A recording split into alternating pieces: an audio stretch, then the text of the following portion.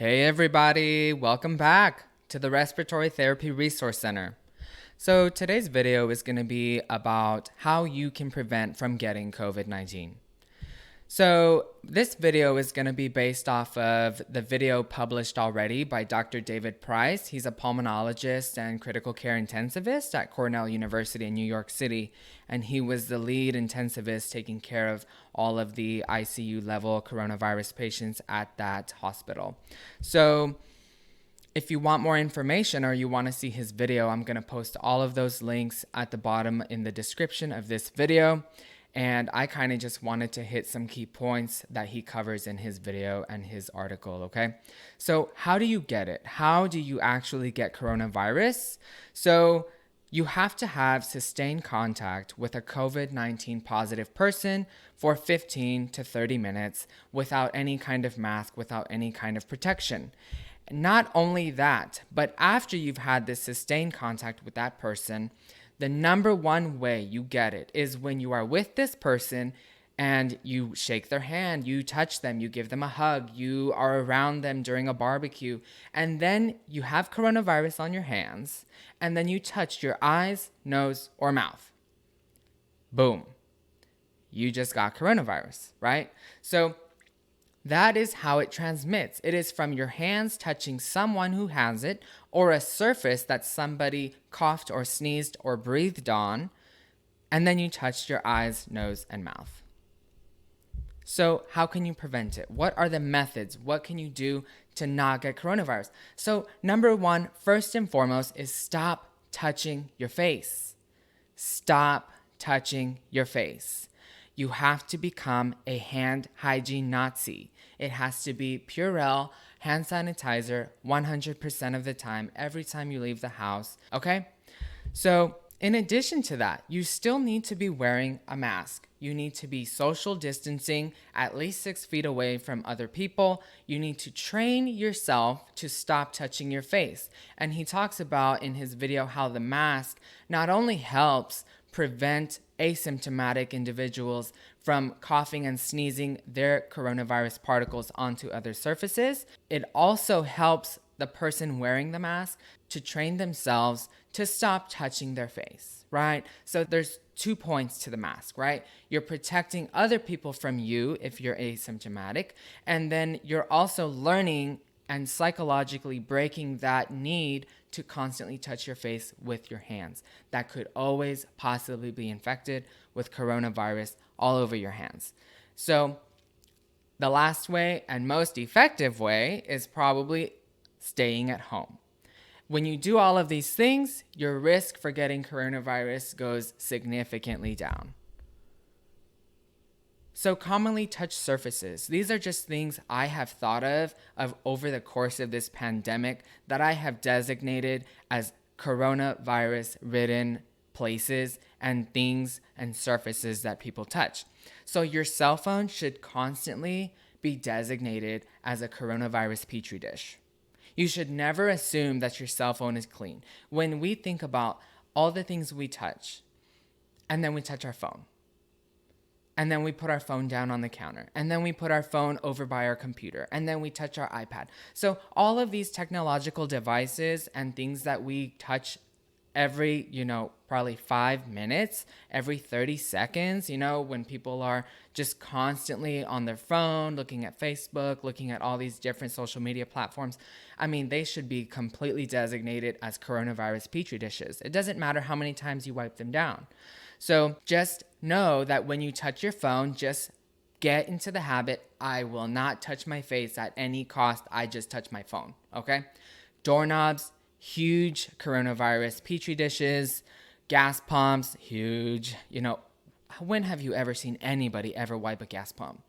Give me a break, okay? It's riddled with germs, especially coronavirus now that many more people are getting infected with it. Business doors, faucets, sinks, refrigerator doors, table counters, dishes and bottles. TV remotes is another big one, especially if you live in a house with a whole family of people. You have no idea if your your relatives or your children, they're not going to have very good hand hygiene practices, right? So your TV remotes, just assume they're all full of coronavirus. And that's okay as long as you don't touch your face. As long as you don't touch your face, you can clean everything, you can do all of these things, and you should still practice not touching your face, okay? That is going to be what protects you the most from getting coronavirus. Your clothes, your glasses. So I kind of just want to go back to the refrigerator door, and I'll give you an example of how I deal with being at work with all my fellow coworkers. So when I go into the break room getting ready to eat my lunch, I walk into the break room, I wash my hands. I go to the fridge, I open the refrigerator door, get my food out, I wash my hands. I get my food ready in the Tupperware, put it in the microwave, and then once it's done, I wash my hands, go get the food out, and then I put the food on the table ready to eat, I wash my hands, and then I finally sit down and actually eat my food. So I wash my hands 4 times before I even touch my food to eat it. I walk in, I open the doorknob that everyone has been touching the entire day. I wash my hands. I go to the fridge. I just touch the refrigerator door, which everybody at work has just touched because everybody's eating lunch. I wash my hands. I go to the microwave. Everybody has been using that same microwave. I use the microwave. I wash my hands. It's not too terribly difficult to understand. But these are the small things. They may seem inconvenient, but they are going to protect you in the long run. Okay? So that's it. That's just a simple example for you guys about what I'm doing to protect myself. So other tips and tricks that I've put together throughout this pandemic that I've just kind of developed habits of are in this list. So starting from the top, stop touching your face. Tip and trick number 1, right? Wash your hands. Absolutely. Use the inside of your shirt to wipe your face. So a lot of times we will have an itch or our nose will itch, we want to scratch a part of our face, our eye itches. Use the inside of your shirt. The inside of your shirt is probably going to be the cleanest place that you're ever going to have available to you all day long. Because the inside of your shirt is not exposed to the outer world. It's only been laying up against your chest all day, right? So use this to your advantage. Use this to scratch your eye, to wipe your nose, to, wipe your mouth, right? Stop using your hands. Don't use your hands. You can also utilize your shirt to open doors when you're going to businesses. If you must be going to businesses, if you must be going to work, you can use your shirt to open the door, right? So do that. Wipe grocery cart handles. It would be great if you could find a grocery store that just wipes all of the carts down for you. Luckily, I found a grocery store that has been able to do that for our community. So if not, take hand sanitizer, wipe it against the cart handle, and you should be good to go. Carry Purell at all times. All times, okay? You want hand sanitizer with you when you need it, right?